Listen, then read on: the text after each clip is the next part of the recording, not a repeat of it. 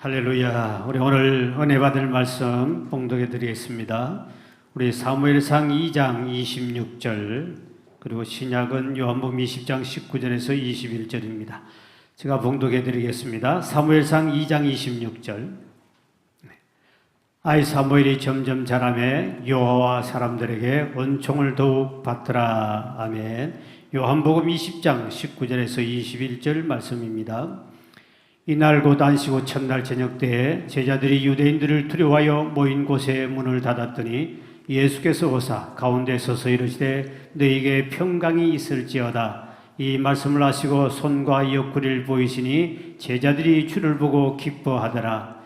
예수께서 또 이르시되 너희에게 평강이 있을지어다. 아버지께서 나를 보내신 것 같이 나도 너희를 보내노라. 아멘. 오늘은 특별히 우리 귀한 우리 목사님, 교수님을 우리 청빙하였습니다. 오늘 오셔서 귀한 말씀 주실 건데, 우리 이우재 교수님은 우리 종신대학교 신학대학원을 졸업하시고 또 남아공 스텔룬 보시대학교를 졸업하셔서 우리 박사 받으시고 우리 빛가수 검교회 설교 목사로 또 백석대학교 실천신학대학원 원장 그리고 실천신학 교수로서 또 전국의 많은 집회를 인도하신 훌륭한 목사님을 모셨습니다. 오늘 우리가 귀한 강사님을 통해서 귀한 말씀을 들을 것인데 이 시간 큰 은혜 받으시고 하나님 앞에도 충성한 여러분 됐으면 좋겠습니다. 우리 강사님 나오실 때 우리 할렐루야를 우리 하도록 하겠습니다. 할렐루야.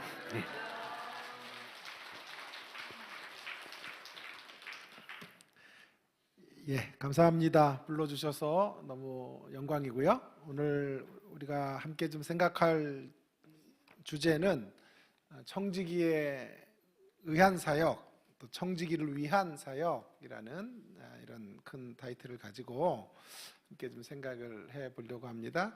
여러분 교환들이 다 있으신가요? 없어요? 교환들이 없고 그럼 PPT로 띄우게 되나요? PPT로 띄우는 거죠? 예. 자, 청지기에 의한 사역, 청지기를 위한 사역.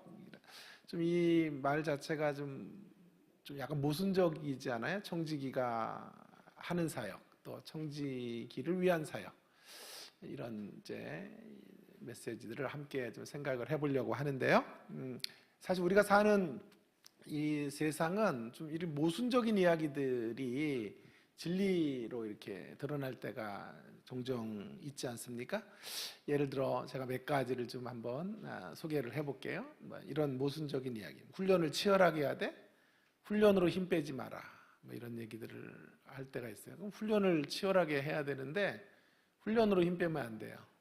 예를 들어서 훈련할 때 너무 힘 빼가지고 이제 경기를 할 때 힘이 빠져가지고 경기를 못하는 이런 일이 없어야 돼요. 이게 모순적인 듯한 이제 주제를 가지고 진리를 말할 때가 있어요. 이런 말도 있어요. 팀 경기는 한 사람만 잘해서도 안 되지만 한 사람으로도 팀이 살아난다. 팀 경기를 할 때요 한 사람 잘해도 안 되는데 그렇다고 한 사람만 잘해도 팀이 살아날 수 있다라고 그런 이야기도 하게 되죠. 청소를 할 때 또 이런 말이 있어요. 청소를 대충 잘해라. 대충 하라는 말이에요. 잘하라는 말이에요. 그런 좀 모순적인 듯 하지만 거기 안에 진리가 담겨져 있는 경우들이 많이 있죠.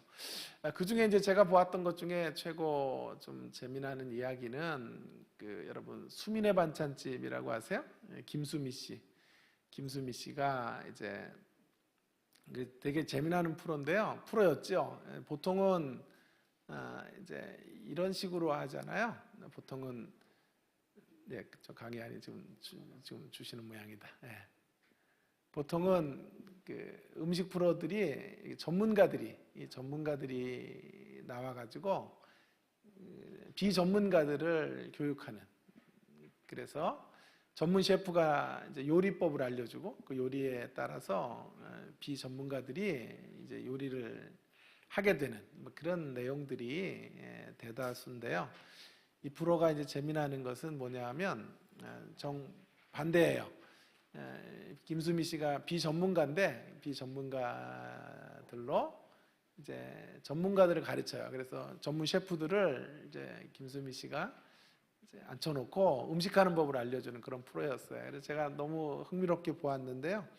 근데 이제 음식을 만들면서 자꾸 물어봐요. 이 전문가들이 뭐라고 물어보냐면 어떻게 만드냐고, 얼마 넣냐고, 그럼 계량컵에 몇 분에 몇 넣냐고 이렇게 묻는데요.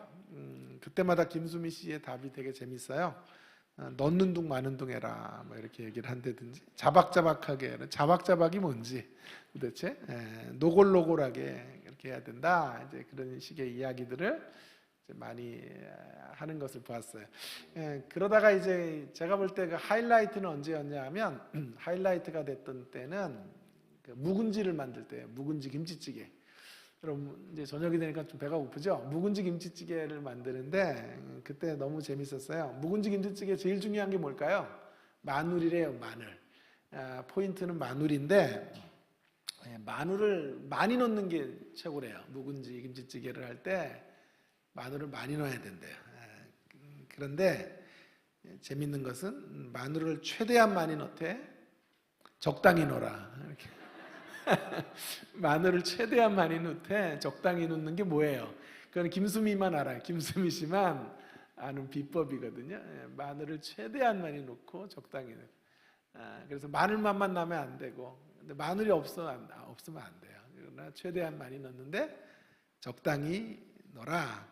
여러분, 이런 모순적인 듯한 표현들이 진리로 이렇게 드러날 때가 있는 거죠. 오늘 성경에도 이런 역설적인 측면들이 있는 것 같아요. 그래서 제가 오늘 여러분들과 함께 큰 두 본문을 읽었는데, 이 두 본문을 가지고 우리 청지기에 의해서 사역이 이루어져야 되고, 또 그 사역이 그 청지기를 위한 사역이다라고 하는 좀 모순되는 듯한 이야기들로 함께 좀 말씀을 좀 나누어 보려고 그래요.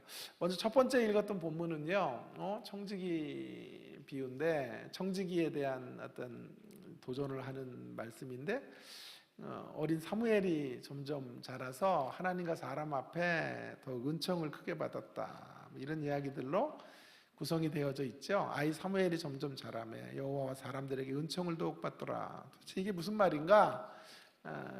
본문이 잘못됐나? 이런 생각을 하실 수가 있겠는데요. 첫 번째 메시지는 결국 여기 굉장히 중요한 포인트가 자라난다라고 하는, 자라남이라고 하는 건데요. 이 본문을 이제 주로 어느 때 많이 쓰게 되냐 하면, 주로 사용하는 때가 어린이들 이제 돌잔치 같은 때, 이런 데 갔을 때 이제 이 본문을 가지고 단골 메뉴로 쓰게 되는 것을 보게 되죠. 사무엘처럼 자라라, 뭐 이런 메시지를 전할 때 이 말씀이 많이 쓰여지고 있어요. 물론 그렇게 쓸 수도 있는데요. 문맥으로 보면, 이 2장 26절 첫 번째 본문의 문맥으로 보면 사실은 이보다 더 풍성한 의미를 우리는 여기서 건질 수가 있을 것 같아요. 먼저 그 역사적인 이런 상황을 좀 살펴보면요, 사무엘이라는 선지자가 태어나게 될 때, 그때는 사사시대예요. 사사시대. 여러분 아시는 것처럼 이 사사시대라고 하는 시대는 어떤 때입니까? 사사시대는 혼돈의 세상, 또 폐역의 때라고 말할 수 있겠죠. 자기 소견에 옳은 대로 사람들이 행하며 그렇게 살았던 때가 사사시대. 그 사사시대의 가장 큰 타락의 모습은 엘리의 모습이고요. 엘리의 두 아들들의 모습인데요. 엘리는 마지막 이제 제사장이었죠. 근데 엘리는 눈이 점점 흐려지고 이렇게 판단력이 옳지 못했던 그런 노년의 시기를 이제 맞이하게 됩니다.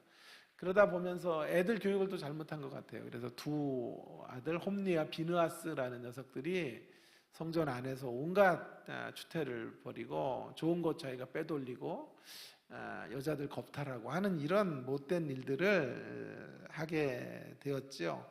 그래서 만일 이런 아이들에게, 이런 자녀들에게 이런 영적인 권한들이 부여된다고 하면, 리더십이 걸로 넘어가게 되면 이 나라는 소망이 없는 거예요. 자, 그래서 그런 시간 속에 절망의 시대를 이제 이스라엘 백성들이 보내게 되는 건데요. 자, 그런 시대를 하나님께서 가만두시지 않죠. 그래서 그 시대에 소망을 내시는데, 하나님의 희망은 주로 어떤 형태로 나타나는고 하니 출생을 통해서 어두운 시대를 개혁하고 변화시켜 가시기 위해서는 사람을 탄생케 하시는 방식으로 하나님께서 일하실 때가 있어요. 그래서 성경에도 누가 태어났다 그러면 그냥 한 아이가 생겼네 그런 이야기가 아니고요. 성경 안에서 그런 이야기들을 여러분이 읽을 때 이제 하나님의 희망이 시작된다라고, 생명을 통해서 하나님의 희망의 이야기가 시작되고 있는 이런 모습이라고 생각하시면 될 것 같아요. 그래서 희망을 내시는 하나님, 그 하나님의 이야기들, 출생과 함께 희망의 이야기가 그려지고 있는 것이죠. 사무엘이 탄생하는 거고, 사무엘의 탄생의 자리에 그의 엄마가 한나라는 여성이 기도해요. 기도하면서 그 기도의 자리에서 이제 하나님에 대한 어두운 시대의 빗장을 부술 수 있는 그런 하나님의 강력한 어떤 도구가 이제 만들어지게 되는 것이죠. 그래서 그런 새로운 세상이 한나의 기도의 어떤 젖줄 위에서, 토대 위에서 만들어져 가게 되는 것을 보게 됩니다. 한나가 이제 기도를 하는데, 처음에는 사실은 한나가 하나님을 향한 온전한 믿음으로 기도한 건 아니에요. 그 둘째 부인이 애를 갖고 한나를 매우 충동질하자 한나가 너무 이제 화가 났어요. 자기는 애가 없는데 애가 없는 것이 흠이 되고, 그래서 분인나라고 하는 여성이 자기를 홀대하니까 너무 분노가 차올라서 하나님을 향해서 기도하게 된 거예요. 처음 어떻게 기도했을까요? 처음에 기도는 뭐 당연히 저에게도 아들을 주시고 자녀를 주셔서 저 여자를 아주 묵사발 낼 수 있게 해달라, 그런 기도를 한나가 드렸을 거예요. 근데 기도가 깊어지고 기도 속에서 놀라운 이제 하나님의 은혜를 경험하게 되면서, 한나는 뭘 보게 되냐 하면 자신의 부림이 의미가 있다고 생각한 거예요. 자신의 부림을 통해서 민족의 부림을 보도록, 민족이 얼마나 영적으로 타락했는지, 시대가 얼마나 지금 어두운지를 민족의 부림을 볼 수 있도록 하나님께서 눈을 열어주시기 위해서 자신에게 부림을 허락하셨다, 이렇게 판단을 한 거예요. 그래서 한나가 기도가 바뀌어요. 깊이 기도하다가 기도가 바뀌어요. 그래서 하나님 나시린을 주십시오. 나시린을 주셔서 이 거룩한 시대를 이끌어갈 수 있게 해주시고, 홈리와 비느하스와 같은 저런 사람들에게 이 나라가 맡겨지기, 영적인 리더십이 넘어가지 않도록 하시고, 하나님을 향해 구별된 사람으로 인하여 나라가 힘을 얻고 새로운 소망의 길을 걸어갈 수 있도록 도와달라고 기도하게 된 거예요. 자, 그래서 한나가 기도한 기도는 이런 거죠. 나시린을 달라는 말은 삼손과 같은 나시린 달라는 거거든요. 삼손과 같은 나시린, 그러나 삼손과 다른 나시린. 자, 어떤 나시린이요? 삼손과 같은 나시린, 삼손과 다른 삼손. 삼손 같은 삼손, 삼손과 다른 삼손. 삼손 같은 삼손은 삼손과 같이 힘이 있고 능력이 있고 강력한 어떤 그런 파워가 있는 지도자 하나님 주셔야 됩니다. 그래서 부림하는 민족이 이제 회복될 수 있도록, 부림하는 여성의 애가 생기듯 이 부림하는 민족 가운데도 결실이 일어나도록 도와달라고 한나가 기도하게 된 거예요. 그러나 여러분 아시는 것처럼 삼손은 자기 정욕을 따라 살다가 늘 여성들의 치마폭 밑에 휩싸여 있다가 인생을 끝냈다고요. 늘 자신의 눈에 보이는 대로 행동하고 살아왔던 인물이었죠. 그래서 자신의 능력 100이었으면 단 1도 쓰지 못하고 오직 자기가 원하는 바를 따라 걸어갔던 욕망의 사람이었다. 자, 그래서 기도하는 거예요. 한나가, 주님, 저에게 어떤 아들, 삼손과 같은 삼손, 삼손과 다른 삼손, 삼손과 같은 능력의 사람, 그러나 삼손과 다르게 거룩을 갖고 있는 아들. 거룩이 능력이거든요. 진정한 거룩, 진정한 하나님의 뜻을 받드는 그런 아들을 주시옵소서. 그래서 그런 영적인 분위기 위해서, 새 시대를 위해서 하나님께서 그의 아들을 주셨고, 그가 나시린으로 바쳐지고, 그 나실인 아들을 통해 시대가 주님 앞으로 돌아오는 생명의 역사 펼쳐지게 된 것이고, 그래서 사사시대가 끝나요. 사무엘을 통해. 그리고 왕권 시대로 넘어가게 되는 이 놀라운 일들이 벌어지게 된 것이죠. 그러므로 저는 이렇게 말씀드리고 싶어요. 여러분의 고통 자체는 힘든 거죠. 그러나 여러분의 아픔과 고통이 기도를 만들면 축복이에요. 할렐루야. 여러분의 고통의 자리에서 하나님을 향하여 기도할 수 있다면 축복이에요. 그리고 그 기도의 자리에서 하나님의 뜻을 본다면 고통은 축복이에요.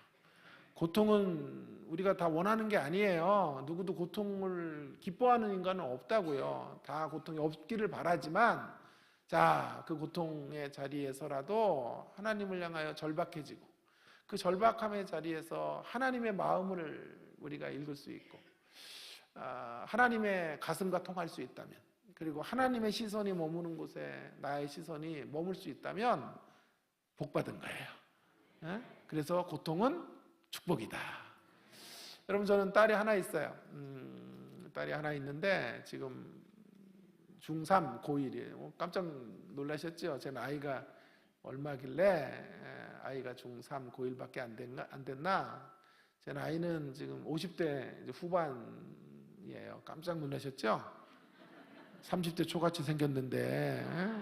그래서 제가 원래 이 동안계 절대 강자 뭐 이런 별명을 갖고 있었어요. 그래서 지금도 약간 이게 제가 흰머리도 있고 이래서 이렇죠. 한 2, 3년 전만 저 봤어도 아이고, 권사님들이 나갈 때 우리 딸 있다고 막 소개해 줄 정도로 그렇게 잘생기지는 않았어요. 그러나 되게 젊었었죠.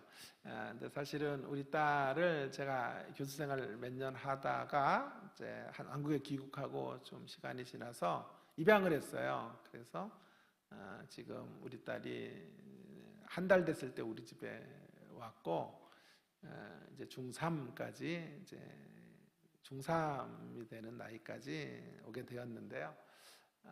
사실은 이 불임의 아픔이 뭔지를 잘 알아요.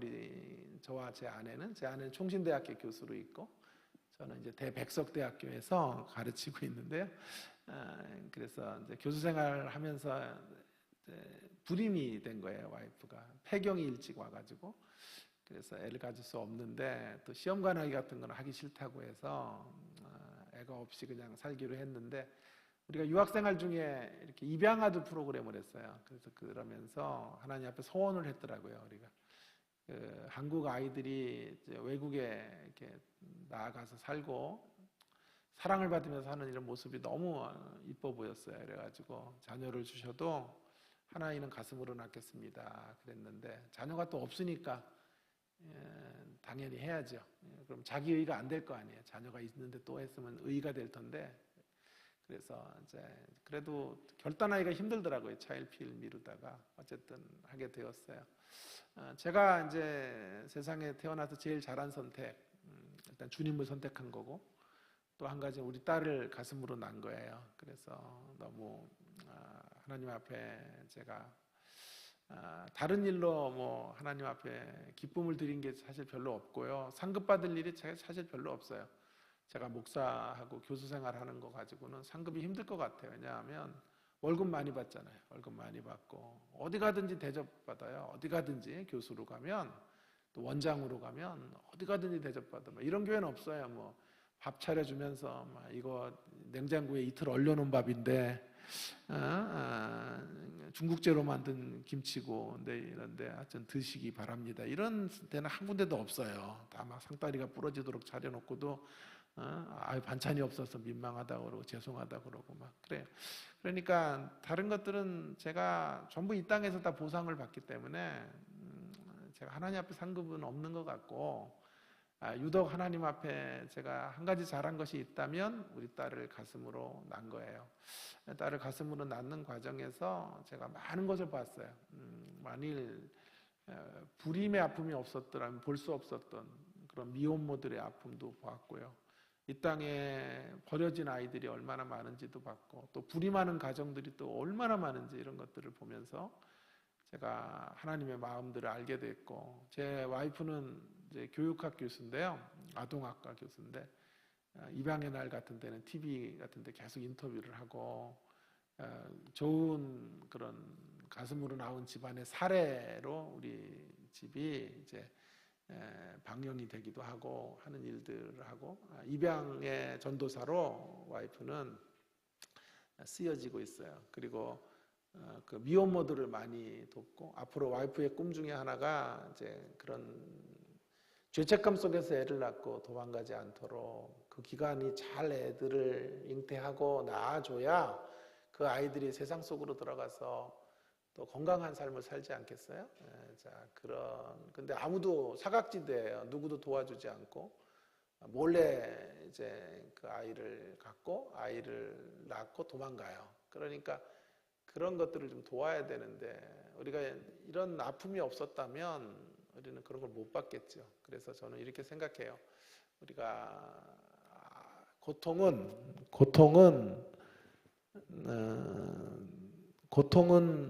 축복이 아니죠. 고통 자체는 축복은 아닌데 고통이 기도를 만들면 축복이고 또 그 기도의 자리에서 우리가 하나님의 마음을 본다면 축복이다.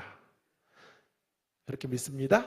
자, 그래서 오늘 그 기도의 자리에서 한나가 이제 사무엘을 잉태하게 되는 그런 역사들을 경험하게 되고 희망의 하나님의 이제 역사 속에 자기 아들을 내어드리는 일들을 하게 되는 거죠. 하나님의 희망이 사람을 통해서 이루어진다라고 하는 것을 이제 오늘 본문은 우리에게 첫 번째 본문은 말해주고 있는 거죠. 하나님의 일은 하나님이 주권적으로 하시는 일이에요. 그럼에도 불구하고 하나님은 하나님의 주권적인 일하심의 자리 속에 사람을 불러서 상호적으로 또한 일을 하신다라고 말할 수 있겠어요. 하나님의 일하심이 주권적이라는 말은 자질이 없다. 우리에게 무슨 자질이 있어서 우리가 구원함을 받는 것이 아니다라는 말이에요. 그러나 하나님은 상호적으로 일하신다라고 하는 말은 그럼에도 자세는 있어야 된다. 하나님 앞에 쓰임받는 사람들은 올바른 자세를 가져야 된다라고 하는 이야기가 되겠습니다. 2페이지로 넘어가면 제가 지하철을 한번 타고 가다가 지하철 벽면에 붙어 있었던 그런 이렇게 글귀들이 있는데 그 글귀 중에 하나가 저의 눈을 사로잡았어요. 그래서 제가 이걸 캡처해서 이제 제가 가르치는 수업에서 사용을 했는데요. 꽃 한 송이라는 시예요. 민들레 꽃 한 송이, 민들레가 피었다고 하면 하늘은 뭐가 되고 땅은 뭐가 되나? 하늘이 피었다고 하면 민들레는 또 뭐가 되나? 여러분 민들레 꽃 한 송이가 피어나는데 민들레가 피었다 그러면 지가 잘나서 피었다 그러면 하나님 뭐가 되냐고요? 땅은 뭐가 되냐고? 땅과 하늘이 도와줘서 이루어진 거거든. 그죠? 여러분이 오늘 이렇게 복 받고 사는 거 여러분이 잘나서 되는 거 아니거든요. 하나님이 은혜 주셔서 된 거예요. 건강 주셔서 된 거예요. 오늘도 이렇게 걸어 나올 수 있는 게 축복이에요. 이게 우리 장로님 한 분 정말 뛰어나신 분인데 뭐 검진 받으러 갔는데 몸이 안 좋으셔가지고 몇 개월째 병원에서 걷지도 못하고 투병하고 계세요.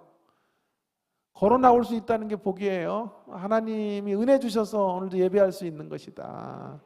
그러니까 민들레 꽃 한 송이 민들레가 피었다고 하면 하늘은 뭐가 되고 땅은 뭐가 되겠냐 하는 거죠.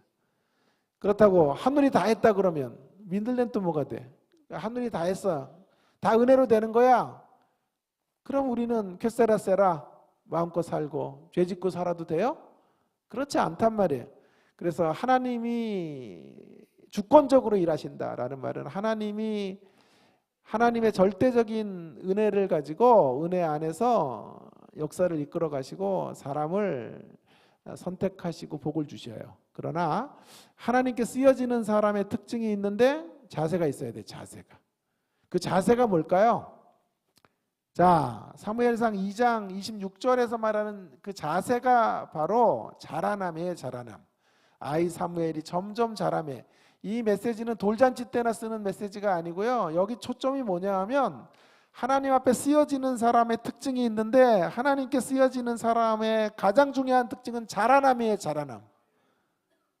여러분 재직이 되고 뭐 교사가 되고 하나님의 청지기가 되는 사람의 가장 중요한 요소 중에 하나, 하나님이 쓰실 만한 자질은, 특질은 자라는 거예요. 점점 자라나는 거죠. 사무엘이 자라서 하나님과 사람들에게 더욱 사랑스러워진 것처럼 그렇게 우리가 끊임없이 믿음 안에서 자라는 거예요.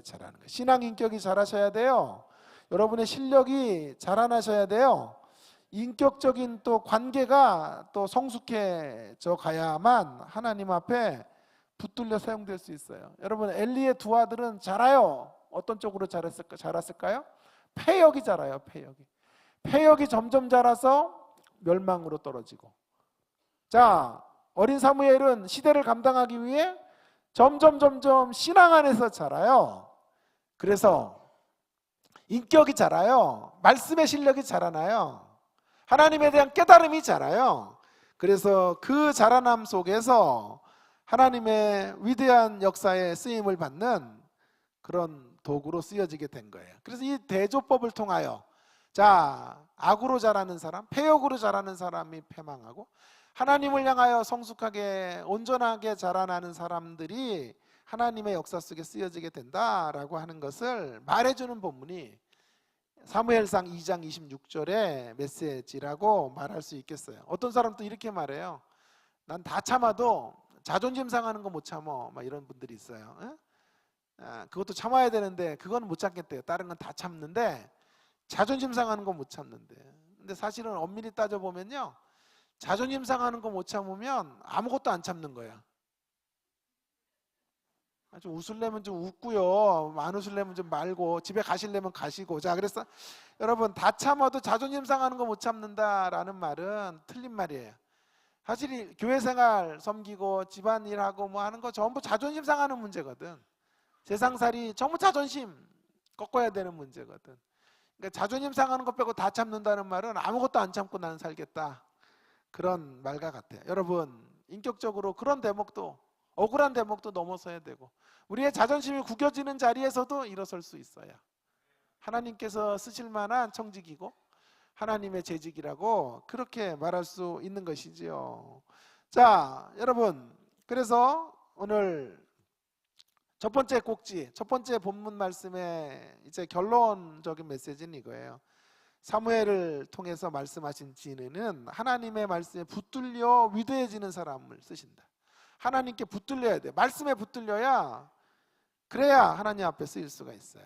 자, 어느 주일학교 아이가 집에 왔는데 부모님이 물어본 거예요. 넌 교회에서 뭐 배우니 도대체?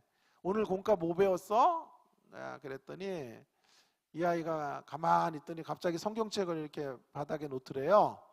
그랬더니 성경을 이렇게 발로 밟는 거예요. 엄마가 깜짝 놀래가지고, 이놈을 봐라, 이거 뭐 배웠길래 그래 성경을 밟고, 너 어떻게 배웠길래 그래 교회에서? 그랬더니 아이가 그랬대잖아요. 말씀 위에 굳게 서라, 이렇게 배워가지고 말씀 위에 굳게 서라, 어떤 방해가 있어도 말씀 위에 굳게 서야 한다, 그래가지고 성경을 계속 밟고 있더라는 거예요. 여러분, 성경 그렇게 막 발로 밟으면 안 되고요, 성경이 여러분의 심령 가운데 들어와야 돼요.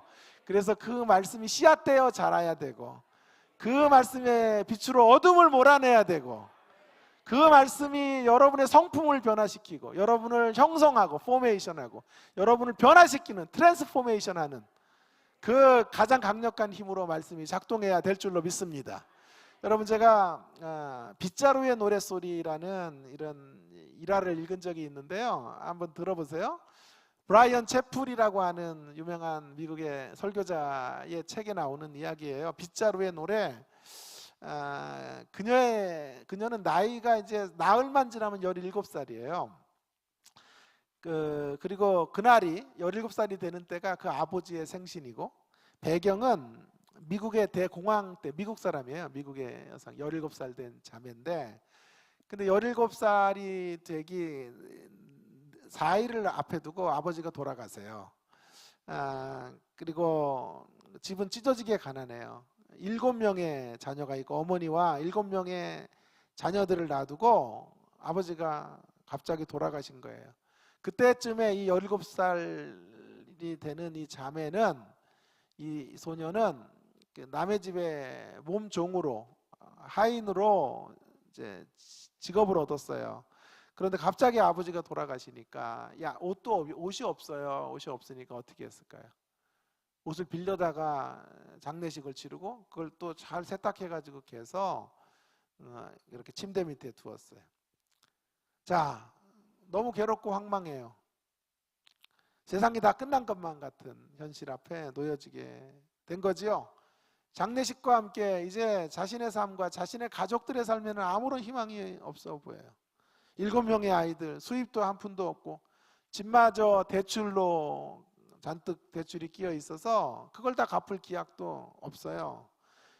이런 사정을 알만한 나이가 되었기 때문에 더더욱이 절망스러운 거예요. 방 안에 무겁게 가라앉은 정정마저 그녀의 어깨를 짓눌렀고 신랄 같은 희망도 보이지 않았어요. 자, 그러다가요, 한 소리가 들려요. 자, 한번 잘 주목해 주세요. 한 소리를 듣게 돼요. 그 칙칙하고 무거운 정적을 깨고 부엌에서 가만 비칠 소리가 들리는 거예요. 그리고 잠시 멈추는가 했더니 더 힘이 들어간 소리로 쓱싹 빗질 소리가 들리는 거예요. 사흘 동안 단 한마디 말도 하시지 않았던 어머니가 집안일을 시작하신 거예요. 쓱싹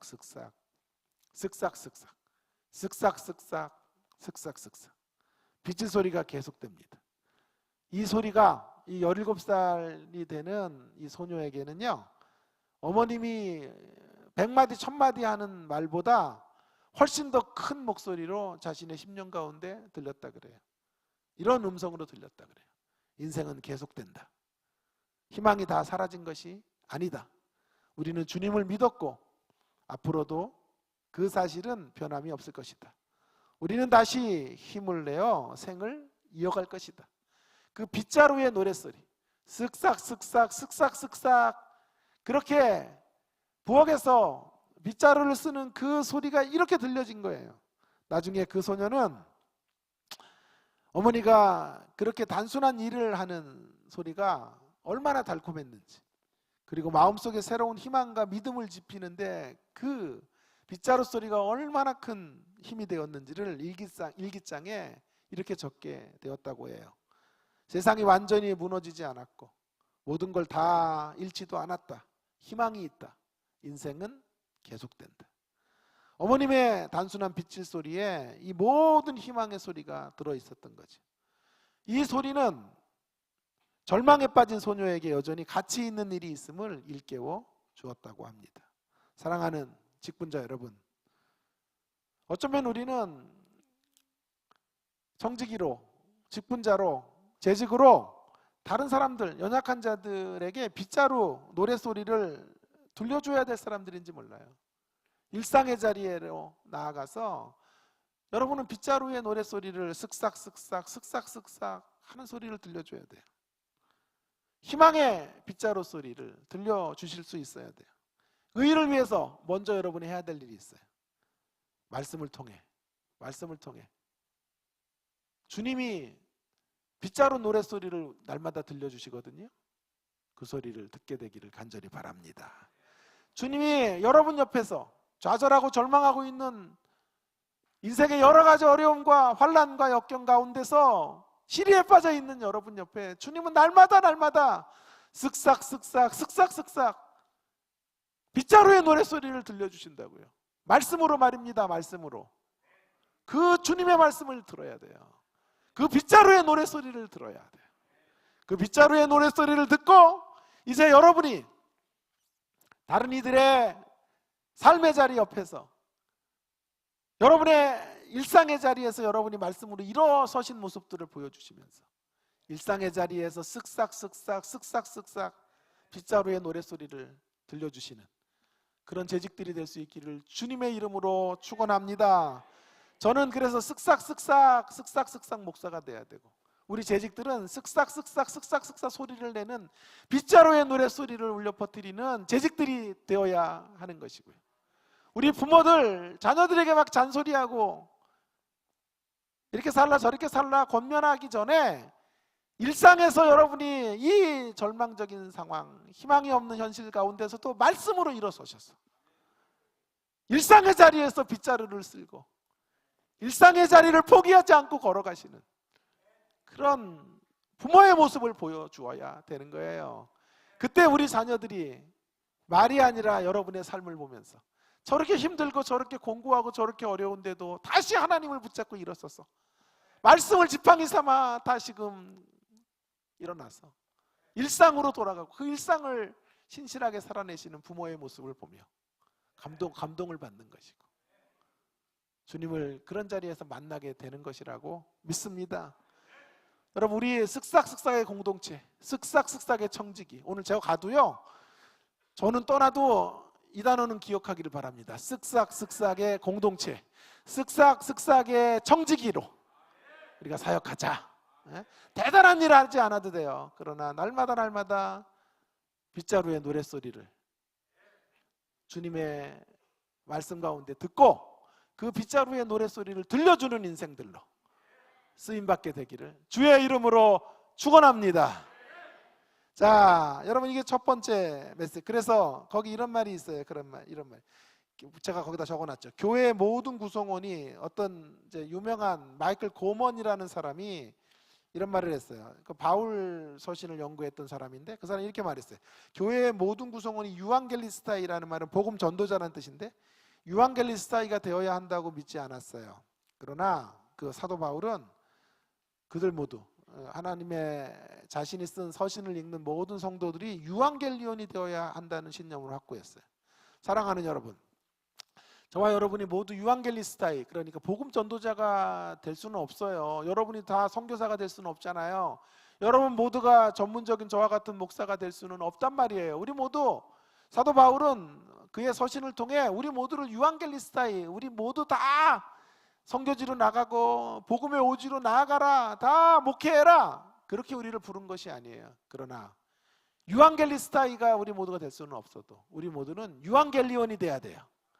우리 모두가 복음이 돼야 돼요. 복음의 말씀에 붙들린 인생들이 돼야 돼요. 여러분이 가는 곳곳이, 여러분이 서 있는 그곳이 기쁜 소식을 전하는 그런 장소가 돼야 돼요. 그 일을 위해 우리가 부름받고 있는 거예요. 유앙겔리스타이가 아니라, 복음 전도자가 아니라 복음이 되라는 이 어마어마한 부름 속에 저와 여러분이 청직이라는 이름으로 지금 몸된 교회를 섬기고 있는 줄로 믿습니다.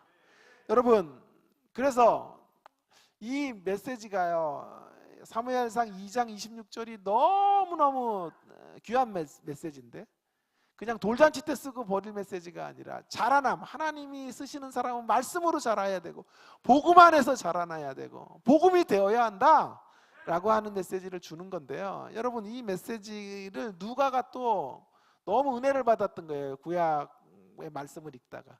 그래서 이 메시지를 예수님께 적용해요. 예수님께. 그래서 누가복음 2장 52절이 나오는 거예요. 예수는 지혜와 키가 자라가며, 저기 자라남, 하나님과 사람에게 더욱 사랑스러워 가시더라. 똑같죠? 사무엘상 2장 26절과 똑같은 말씀이잖아요. 근데 전에는 사무엘에게 적용했던 메시지가 이제는 예수님에게 적용하는 거예요. 예수님도 어떻게 시대를 구원하셨냔 말이에요. 예수님이 하나님이셨기 때문에 그냥 태어나서 아무 일도 하시지 않은 채 시대를 건져낸 게 아니고 예수님도 타락한 세상, 그 세상을 구원하시기 위하여 자라셨단 말이에요. 예수님도 점점 자라서 하나님과 사람에게 더욱 사랑스러워지시는 방법을 통하여 시대의 대안이 되셨고 절망의 붓장을 부쉈고 구원의 새 시대를 열어내셨다 이 말이에요. 자, 사무엘도 그랬고 사무엘이 바라보았던 예수님도 그랬다면 우리 얼마나 자라야 될까요? 우리 얼마나 성숙해져야 될까요? 우리가 주님 안에서 빚어져야 하나님의 일할 수 있어요.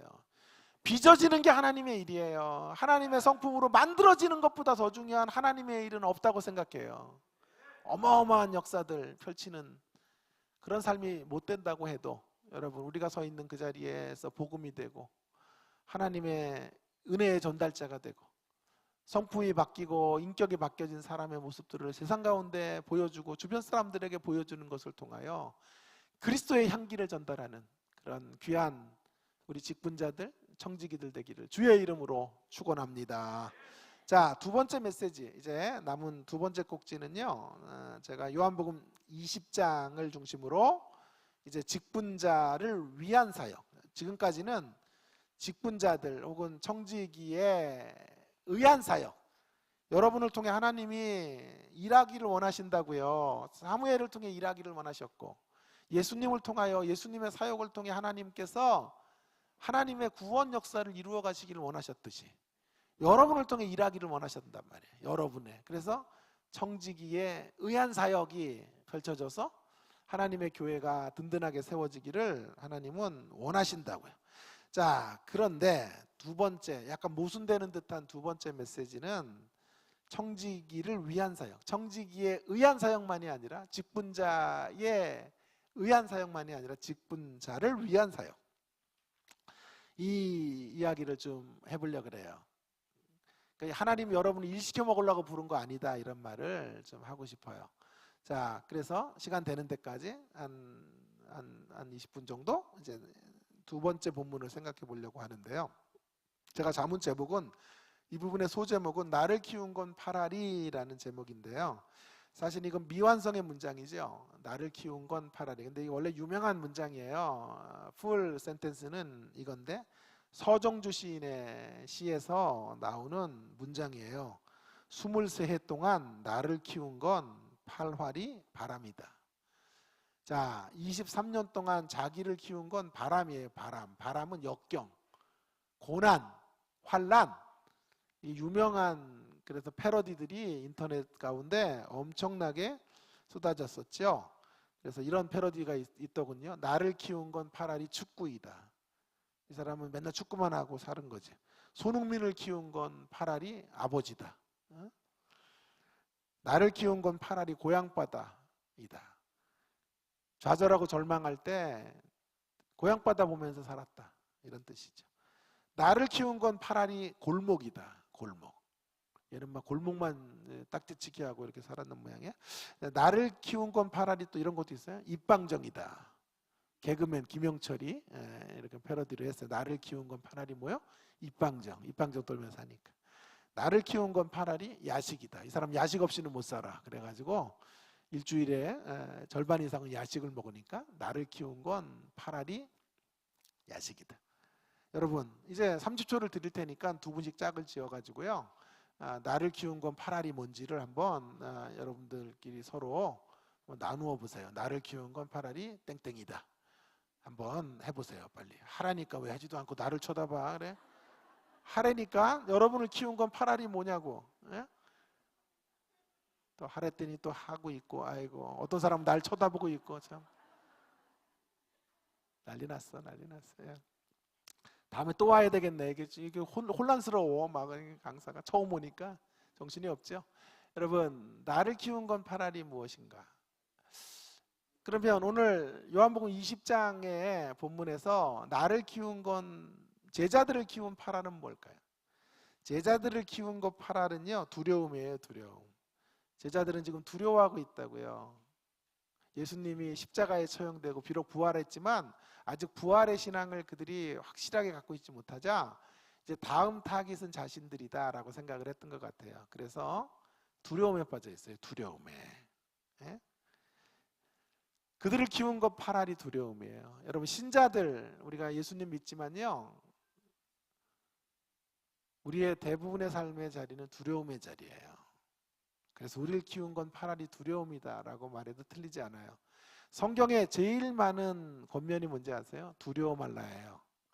매일과 같이 두렵기 때문에 성경은 366번 두려워 말라 그렇게 말씀하셨어요. 365일인데 왜 366번인가요? 예, 윤달까지 껴서 366번 우리는 두렵단 말이에요. 자, 그 두려움을 넘어서는 길이 뭘까를 말해주는 거죠. 두려움이라고 하는 건 여러분 3페이지에 보세요. 두려움이라는 건요, 오늘 본문에서 보면 가상현실을 실체로 붙잡는 거예요. 가상현실이 뭐예요? 이루어질지 안 이루어질지도 아직 모르는데 가상으로 이렇게 현실로 펼쳐지게 될 일을 실제로 딱 붙잡아서 미리 땡겨서 두려워하고 있는 거야. 그래서 가상현실을 실체로 붙잡을 때 두려움에 빠지게 되는데, 제자들이 지금 예수님 부활하셨음에도 불구하고 여전히 예수님의 십자가를 자극적으로 받아들이고 아직 부활하신 주님을 온전히 신앙으로 받아들이지 못하자 어떻게 돼요? 두려움에 빠져요. 자, 그런 제자들에게 주님 오셔가지고 두려워 말라 이렇게 말씀하시는데요.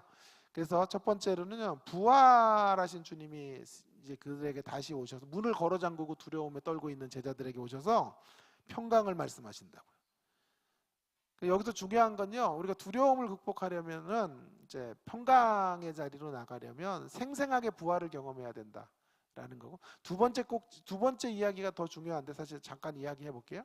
그래서 사실은 이들은 이렇게 문을 걸어 잠그고 두려워하고 있는 제자들 중에는요, 이미 부활을 목격한 사람도 있어요. 요한복음 20장 8절에 보면 그들이 무덤에 먼저 갔던 다른 제자도 들어가 보고 믿더라. 부활을 믿게 된 거죠. 주님의 부활을 목도했다고. 그러니까 주님의 무덤이 비어 있는 것을 통해 부활하셨구나라는 걸 믿게 되었던 사도 요한이 있었고, 또 여러분 20장 16절에 보면 마리아, 막달라 마리아가요, 부활하신 주님을 만나요. 그래서 자막을 보세요. 예수님께서 마리아야 하시거늘 마리아가 돌이켜 히브리 말로 라보니 하니 선생님이라는 말이라. 그러니 오늘 우리가 읽은 20장 19절 21절의 제자들이 함께 모여서 두려워하고 있을 때 사실 그 자리에 빈 무덤을 가서 보았던 베드로도 있었고 요한복음의 저자인 사도 요한도 있었어요. 그리고 막달라 마리아도 있었어요. 그럼에도 불구하고 그들은 이 두려움을 멈추지 못해요. 왜냐하면 모여있는 나머지 제자들이 전부 두려움에 떨고 있었기 때문에 그들은 두려움에 사실은 빠져 있게 된 거예요. 부활하신 주님이 실제로 그들에게 위로가 되지 못해요. 평강을 주지 못하는 자리에 그들이 놓여지게 된 거예요. 자, 그런 제자들에게 주님 나타나셔서 20장 20절에 보면 이 말씀을 하시고 손과 옆구리를 보이시니 제자들이 주를 보고 기뻐하더라. 그들을 평강의 자리로 이끌어 가시죠. 그들을 기쁨의 자리로 이끌어 가시죠. 자, 봐라. 생생하게 경험해라. 여러분, 그냥 머리로 하는 부활신앙 갖고 안 돼요. 교회에서 예배 시간에 설교 시간에 들은 부활신앙 갖고 안 돼요. 부활신앙을 생생하게 체험하셔야, 누리셔야 평강이 찾아와요. 두려움을 넘어설 수 있어요. 부활신앙을 이론으로 알고 있어서 안 되고요. 신앙 고백 정도로 갖고 있어서는 안 되고요. 이렇게 리얼하게 맛봐야 돼요. 명목상의 신앙으로 안 돼요. 실질적 신앙을 가져야 돼요. 실질적 신앙, 체험의 신앙, 맛보고 누리는 그 누림의 신앙이 있을 때 부활을 누려야 두려움을 쫓아낼 수 있어요. 많은 사람들이 말해요. 큰일 났대요. 큰일 났대. 맨날 큰일 났대. 젠장. 뭐가 큰일 났냐 물어봤더니 아들이 고등학생 2학년인데 지난달 시험보다 한 문제 더 틀렸대. 큰일 났대. 큰일 났대. 교회 오면서 권사님한테 또 큰일 났대. 집사님 한 분이. 왜 그러냐 그랬더니 안방에 전기불을 켜고 왔대. 큰일 났대. 500원 정도 더 내면 되지 뭘 그렇게 큰일 나고. 그게 뭐 대단한 일이야. 여러분, 사실은요, 여러분 말씀드릴게요. 여러분, 우리 인생에 큰일이 없어요. 진짜 큰일 한 가지가 있어요. 예수님이 부활하신 게 진짜 큰일이에요. 예수님 부활하신 일보다 큰일이 없어요. 예수님이 죽음의 세력, 사망의 세력을 이기고 부활하셨어요. 이게 역사상 가장 큰 일인 줄로 믿습니다. 이 절대적 큰일 앞에 여러분의 인생의 모든 일들은 다 작은 일이에요. 설사 사랑하는 사람이 우리를 떠나가도 작아요. 그 일은. 왜? 부활이 있기 때문에. 우리 인생의 제일 큰 일, 가장 위대한 큰 일, 위대하고 또 위대한 큰 일은 예수 안에 우리가 부활한다는 사실이고, 부활의 주님의 길을 우리가 따라가고 있다는 사실보다 더 큰 일이 없어요. 그러므로 어떤 일을 만나도 부활신앙을 가진 자들은 평안해요. 평안을 지켜야 되고 유지해 가야 되는 거예요. 자, 그래서 첫 번째 메시지로 이런 이야기를 하는 거죠. 두려움에 빠져 있는 자들에게 부활 신앙이 평강을 만들어줘요. 또 한 가지는요. 이게 이제 우리 재직들과의 관계에서 중요한 메시지가 될 텐데, 두 번째로는요. 사명을 위한 평강이에요. 사명을 위한 평강. 자, 이제 부활을 통해서 우리가 평강을 얻고, 또 한 가지가요. 사명을 통해서 평강을 우리가 얻게 되는 것이라고 성경이 지금 이야기하는데, 부활을 통해서 이제 두려움을 몰아내고 평강에 이르게 된다. 그렇게 끝나면 될 것 같은데 이야기가 그렇게 마무리되지를 않고요. 21절을 한번 보시면요. 21절을 보시면 한번 같이 한번 21절은 같이 읽어볼까요? 시작. 예수께서 또 이르시되 너희에게 평강이 있을지어다. 아버지께서 나를 보내신 것 같이 나도 너희를 보내노라. 여기 중요한 단어는 평강이라는 단어를 먼저 말씀하신 후에 보냄이라는 단어를 쓰고 계시죠. 주님 이렇게 말씀하시는 거예요. 너희에게 평강이 있어라 하고 말씀하시면서 가라 이제 이렇게 가는 거죠. 이 둘의 관계, 평강과 보내심의 관계, 사명으로 보내는 거거든요. 그 관계 설정을 좀 하고 싶어요. 제가 지금 남은 한 10분 정도 그 관계를 좀 한번 설정해서 이제 청지기를 위한 사역으로 여러분이 지금 부름받고 있다는 것을 대미를 좀 장식해 보려고 합니다. 여러분 보세요. 평강이 있을지어다 이렇게 말씀하시면서 이 말씀은 이런 말이죠. 제자들을 너희들에게 있어야 될 삶의 파랄은 이제 평강이 돼야 된다. 두려움이 아니야. 너희들의 주식은 평강이다. 근데 그 평강을 위해서는 내가 부활했다는 것을 알고 그 부활한 것을 안 후에 이제 한 걸음 더 가야 되는데 사명으로 가야 된다. 사명으로 가면 그 평강이 유지될 수 있다라고 말씀하고 있는 거거든요. 자, 여기가 좀 재미나는 대목이에요. 아버지께서 나를 보내신 것 같이 나도 너희를 보낸다. 평강과 부활만이 아니라 평강과 사명에 대한 이야기를 좀 우리가 생각해 보려고 그래요. 그래서 제가 묵상하다가 이런 관계를 만들어서 선후관계에 대하여 그리고 재생산에 대하여 여러분 선후관계라는 게 뭐냐 하면 잘 한번 좀 들어보세요. 말만 어렵지 어려운 거 하나도 짚을 아무것도 없어요. 교수니까 괜히 용어만 어렵게 하는 거고 회개해야 돼 제가. 그래서 특강 끝나고 회개할 테니까요. 잘 들어주세요. 자, 선후관계는 뭐냐 하면 자, 선은 평강이죠. 앞자리에 있는 게 평강이잖아. 평강으로 시작했잖아. 평강이 있을지어다 선이죠. 후는 뭐죠? 사명이죠. 평강을 가지고 사명으로 가라. 그런 메시지죠. 한 번 또 좋네. 자, 선이 뭐라고요? 선이 평강이라고. 평강. 먼저 평강이 있고 사명으로 가는 거예요. 평강은 뭐냐 하면 은혜, 샬롬이거든. 샬롬은 은혜거든. 은혜가 있고 은혜와 함께 사명으로 가요. 근데 그게 진짜 평강을 유지하는 길이야. 이게 참 재밌잖아요. 샬롬이 있고 파송을 가면 은혜를 까먹지. 은혜 받고 여러분 오늘 은혜 받았어요? 그리고 집에 가서 남편 섬기려고 그래봐. 짜증이 확 나고 꼭지가 돌아. 그죠? 은혜를 받아서 잘 이렇게 예를 들어서 세족식 같은 거 성경에서 발도 씻겨주니까 발 씻겨라 그랬다고. 근데 집에 갔더니 맨날 술만 먹고 들어와. 그러니까 뭐 화가 화딱지가 나잖아요. 발 씻길 수 있어요? 예, 씻길 수 있지. 뭐 씻기는 거지 뭐 그냥 주님의 마음 눈 딱 감고 씻기는 거야. 처음에는 100도씨 정도 올려가지고 온도로 씻기고 미우니까 그러다가 80도, 90도, 뭐 70도 해가지고 씻긴. 어쨌든 여러분, 자 평강이 있을지어다. 그리고 가면요 평강을 잃어버리게 되잖아. 사명이 힘드니까. 까칠한 인간들이 있으니까. 말 안 듣는 그런 성도 있고, 맞아. 구역에도 꼭 그렇게 딴짓거리하는 사람들이 있잖아요. 그죠?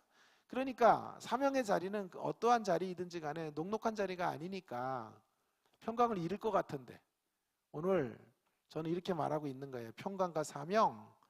평강을 위해서는 사명이 있는 거예요. 사명이 있어야 평강이 있어요. 그럼 왜 그런지 하면 재생산 때문에 그래. 재생산. 무슨 말이냐 하면요. 재생산은 자 평강을 가지고 사명으로 가잖아요.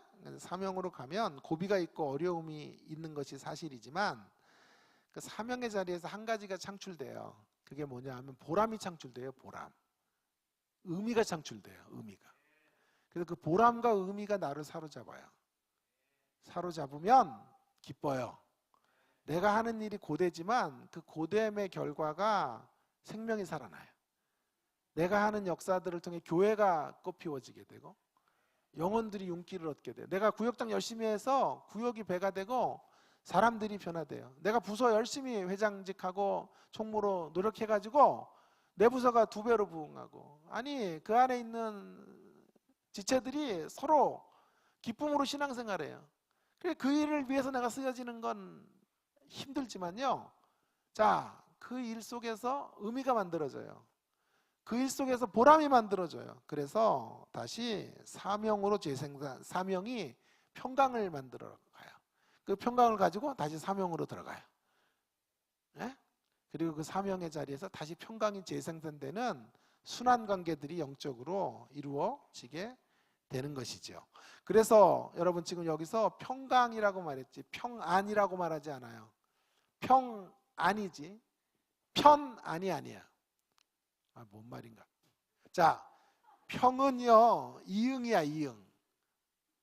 평안의 차원의 평강이지 편 니은.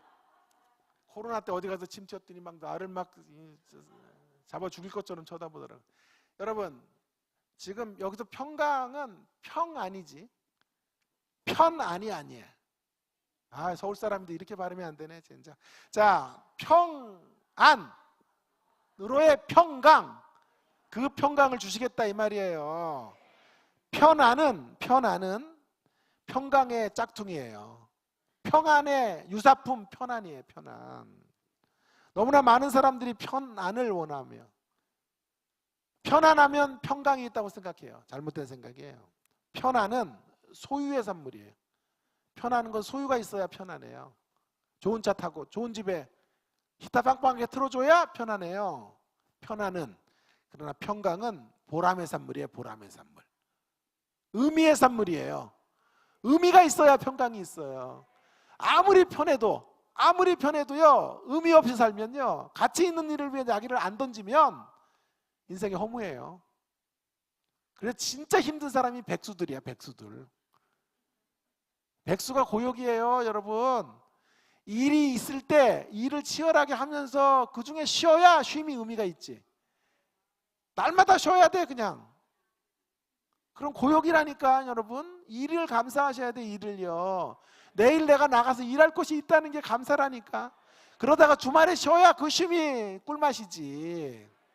맨날 쉬어라 그러면 의미 없이 살다 떠나라 그런 말과 똑같아요. 여러분 편안은 소유의 산물. 뭘 가지고 주머니가 두둑해야 누리는 그런 상태가 편안의 상태라면, 성경은 지금 편안을 약속하지 않아요. 기독교 신앙은 평안을 약속해요. 평안을. 사명으로 가시면 의미가 만들어지고 보람이 창출되기 때문에, 가치가, 중요한 가치들이 손에 잡히기 때문에 그것으로 평강을 누려요. 그것으로 심령이 기뻐요. 그래서 하나님 앞에 쓰여지는 행복을 누리면서 한 생애를 살아가게 되는 거죠. 그래서 그런 것들이 재생산되는 놀라운 역사 가운데 우리가 살아갈 수 있는 인생이 되는 것이죠. 그래서 평강과 사명이라는 것이 연결이 되는 거죠. 성도 여러분, 우리는 편안해서 행복한 사람이 아니고요, 사명을 따라 살아가면서 평강을 누리면서 행복한 사람, 그런 사람들로 주 앞에서 부름받게 된 줄로 믿습니다. 우리의 인생 속에 사명이 그래서 꼭 필요한 거예요. 그 사명은요, 그렇다면 하나님이 여러분을 베껴 먹으려고 하는 거 아니고, 하나님이 여러분에게 필요한 것 빼앗아서 하나님이 본전 챙기려고 하는 거 절대 아니고요. 사실은요, 여러분에게 사명을 주셨다는 말은 여러분을 위한 거예요. 여러분을 가장 복되게 하는 길이 사명의 길이에요. 여러분의 인생에 후회가 없이 여러분의 생애가 끝나는 날 뭐하고 왔냐고 할 때 하나님, 제가 다른 건 몰라도 하나님의 교회는 순수하게 섬겼습니다.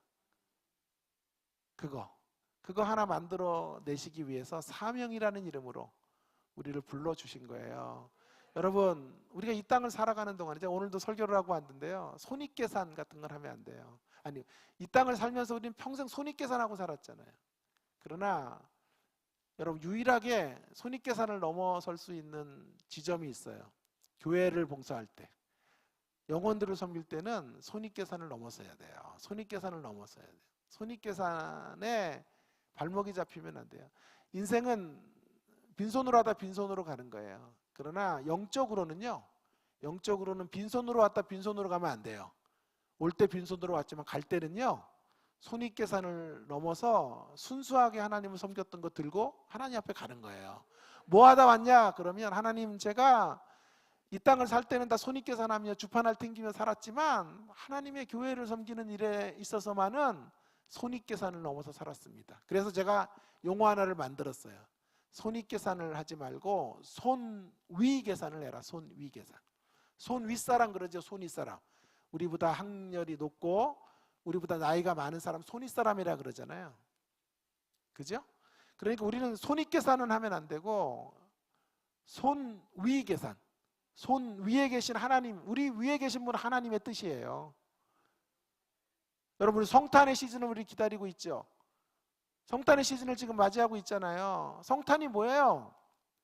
예수님 이 땅에 뛰어드신 사건이 성탄의 역사예요. 이 죄악의 불구덩이 속으로 뛰어 들어오신 거잖아요. 예수님이. 왜 오셨어요? 예수님 손익계산 없이 오신 거예요. 예수님 이 땅에 오셔서 죽기 위해 오신 거예요. 그러니까 안 가겠다고 하셔도 할 말 없는데 하늘 어전회의에서 회의를 열었어요. 의제가 뭔지 아세요? 예수님을 이 땅에 보내는 성육신의 의제를 가지고 회의를 해서 결정이 난 거예요. 예수님을 파송하기로 이 땅에. 그때 예수님께서 손익계산 안 하신다고. 손익계산 하셨으면 이 땅에 안 오셨지. 하늘보좌에 앉아 계셨죠. 손익계산을 뛰어넘어 이 땅에 인간으로 오신 거예요. 여러분이 그렇게 많이 상처를 드리고 제가 그렇게 철들지 못해서 주님을 아프게 해도 주님은 그 상처 때문에 상처를 아랑곳하지 않고 우리 가운데 오신 거란 말이에요. 그분이 중요하게 여겼던 건 손익이 아니라 손위, 하늘의 어전회의의 결정을 따라야 되겠다고 생각하시고 이 땅에 내려오셔서 인간의 몸을 입고 한 생애 동안 생활 속에서 십자가를 지시고 33년째 되는 해에 십자가에서 죽으셨어요.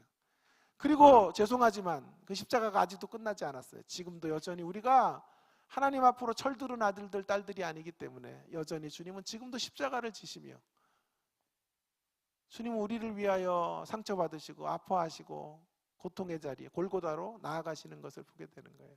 사랑하는 여러분, 그 예수님을 우리가 마음에 품고 그 예수님을 기다리는 절기가 성탄의 시즌인 거예요. 그 예수님 본받아 산다는 게 뭘까요? 여러분, 후회 없이 산다는 게 뭘까요? 마지막 날 주 앞에 우리가 올려드릴 수 있는 대답이 뭘까요? 하나님, 제가 이 땅을 살면서 온통 손익계산을 따라만 살았지만 영혼들을 향해서만은, 우리 교회를 향해서만은 손익계산에 발목이 묶이지 않고 손위계산을 따라 하나님의 부르심을 따라 순수하게 교회를 섬기다 왔습니다. 여러분, 그거 하나 들고 주님 앞으로 나아가시는 우리가 되어지기를 간절히 바랍니다. 그렇게 본다면요, 사랑하는 여러분, 그렇게 본다면 사명이 축복인 거예요. 우리에게 사명을 맡기신 것, 그것은 여러분을 고생시켜서 뭐 결과물 만들려고 그런 거 아니에요. 여러분, 정말 하나님이 어떤 일들 만들어 가시려면, 죄송해요 여러분, 용서하고 들으세요.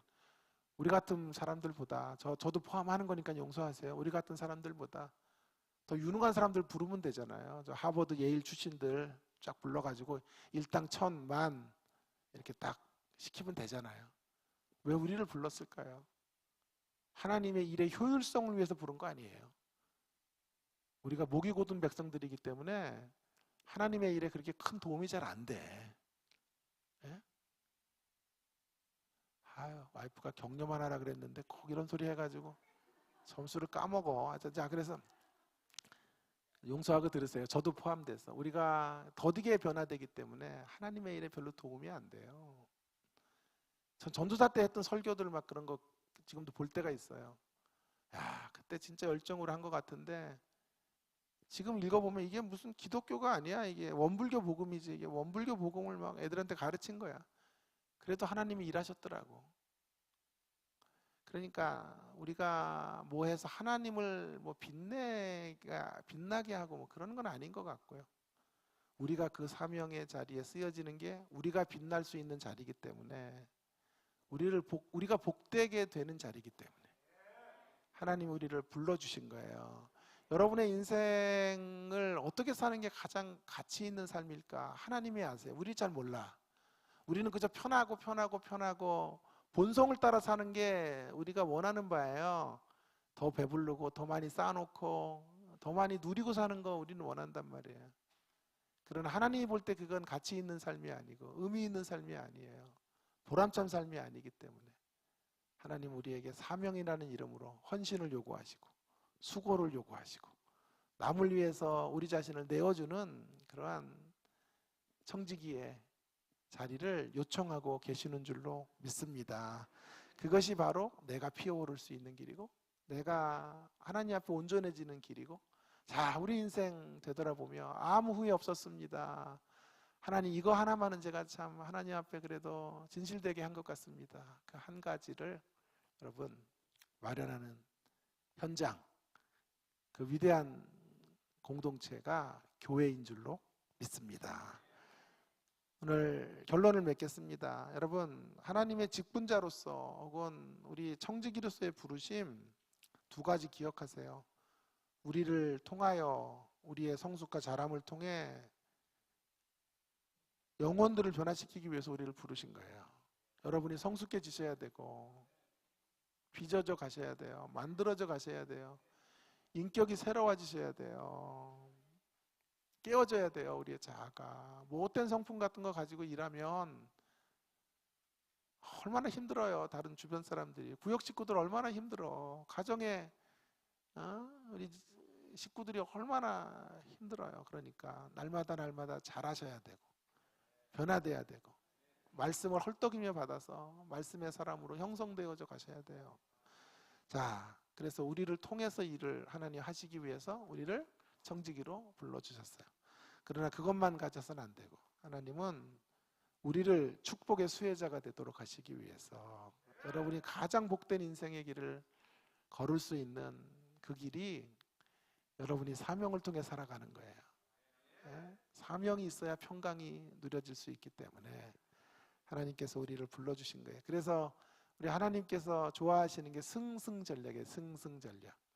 자, 우리를 통해서 영혼들을 변화시키는 승, 첫 번째 승. 두 번째 승은 그런 과정에서 우리를 또한 하나님의 사람으로 온전하게 세우시는 승, 승승전략.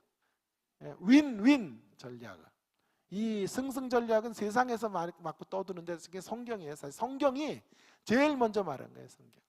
성경이 제일 먼저 우리에게 주신 것이 승승전략을 통해서 하나님 우리가 결코 하나님의 일한 것 가지고 손해가 되지 않도록, 아니 그게 축복이 되고 여러분이 여러분의 자녀들을 향해 쌓아놓을 수 있는 가장 복된 삶의 어떤 본보기는 하나님의 영혼들을 소중히 여기고 주의 몸된 교회를 섬긴 것, 그것이 하나님 안에서 가장 귀한 것이고, 그 결과로 여러분에 대해 복을 얻을 수 있고 또 여러분에 대해 그 복을 얻을 수 없다면 하나님 반드시 여러분의 자녀의 때에 그 복의 열매들을 거둘 수 있도록 허락해 주실 것이라고 저는 확신해요.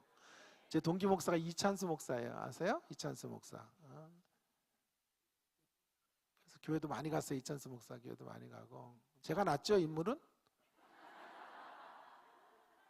아니, 설교는 그 양반이 난지 몰라도 제가 그래가지고 자주 이제 등산을 같이 하고 그러는데요.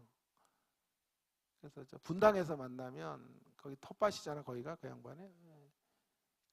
근데 뭐 만나면 짜증이 좀 나요. 왜냐하면 막 성도들이 사인해달라고 와, 막 그래갖고 또 나는 또 나한테 해달라는 줄 알고 볼펜 끼내가지고 하려 그러면 저를 막 째려보고 그래요. 아니 그래 무슨 성도들이 사인을 받아 목사한테 그래. 세상에 인터넷의 힘이 그렇게 커요. 그래가지고 어디 가서 밥을 먹는데 계속 누가 우리를 쳐다봐. 그랬더니 자기는 뭐 지방에서 왔는데 목사님을 볼 줄은 몰랐다고, 하나님을 배우는 것 같다 그러면서 또 난 줄 알고 나는 또 그랬더니 저를 째려보면서 이찬수 목사님한테 사인해달라 그래. 근데 이분이 속물이 아니셔요. 그래가지고 사인을 목사가 무슨 사인을 합니까? 사인 안 합니다. 그렇게 돌려보내시더라고. 그러니까 내가 다음에는 그랬어요. 다음에는 분당에서 보지 말고 방배동으로 와라. 방배동이 내 주무대거든요. 방배동에서는 저도요 대단해요. 인기가 막 인사이 90도로 하고. 강의 보세요. 이거 대단하잖아요. 이거 여러분 들어봤어요? 이렇게? 8알이 어쩌고 이런 거 못 들어봤잖아. 자, 그래서 오라 그랬더니 안 오더라고 아직까지. 치사해. 어쨌든 그런데 제 좋은 분이에요. 훌륭한 분인데요. 늘 얘기하실 때 내가 은혜가 되는 게 뭐냐면 아버지 40일 금식하다 돌아가셨어요. 아버지가 40일 금식하시다 돌아가셨어요. 개척교회 하시면. 이찬수 목사 늘 얘기한다고요. 내가 이렇게 복을 받는 건 내가 잘나서 하나 되는 거 아니고 아버지의 그 헌신의 열매 내가 따먹는 거예요.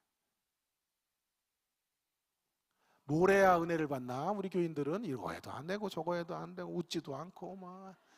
자, 이제 마칠게요. 자, 아버지의 그 헌신을 그 당대에는 열매를 못 거둬도 몸된 교회를 향해 하나님의 나라를 위해 수고한 거 그 아들 때 거두잖아요. 여러분 쌓아두셔야 돼. 이렇게 힘껏 하나님 맡겨주신 일들 감당하십시다. 손익계산 같은 거 하지 맙시다. 손위계산하고 하나님이 하라고 하시면 하나님의 뜻이거든. 여러분 내가 손해를 봐도 달려가야 되는 거고, 하나님이 원하시지 않는 일은요 일확천금을 준다고 해도 그 길엔 우리 관심 없어요. 그죠? 하나님이 어떤 결정을 하셨고 하나님 뭘 기뻐하시느냐를 물으시고 우리에게 분부하신 귀한 영혼들, 우리에게 분부하신 귀한 사역들을 넉넉히 감당하셔서 여러분들의 복을 받고 또 여러분의 자손 만대가 주 안에서 놀라운 축복을 받는 그런 아름다운 역사들이 펼쳐져 가게 되기를 주의 이름으로 축원합니다. 축원합니다. 축원합니다. 아멘. 우리 함께 동성으로 같이 한 1분 기도할까요?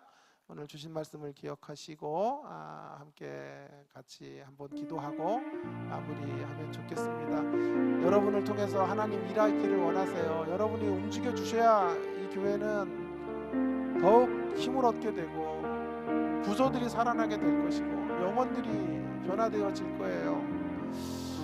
여러분 성숙이 필요해요. 점점 잘하셔야 돼요. 믿음 안에서 잘하시고 인격이 잘하셔야 돼요. 말씀의 깨달음도 자라나셔야 하나님의 일을 할 수 있다라고 하는 거예요. 그러나 여러분 피해의식 같은 거 갖지 말기 바랍니다. 하나님 본전치기 하려고 우리 부른 거 아니고요. 여러분 일 시켜가지고 무슨 하나님이 득보려고 우리 부른 거 아니고요. 여러분이 이 사역을 감당하는 게 여러분에게 진짜 유익이 되기 때문에, 여러분이 가치와 의미로 피어오를 수 있는 삶의 자리이기 때문에 우리를 불러주신 줄 믿습니다. 하나님의 축복의 수혜자로 하나님 원망이나 불평으로 일하지 않게 하시고 하나님 맡기신 일 손익계산을 따라서가 아니라 손익계산을 따라 하나님 원하시는 일이라면 내 생명까지 드리겠습니다. 그런 신앙의 각오로 결단으로 주 앞에 서고 하나님의 교회를 섬기는 저희가 되기를 위하여 주님 한번 부르고 기도하겠습니다. 주여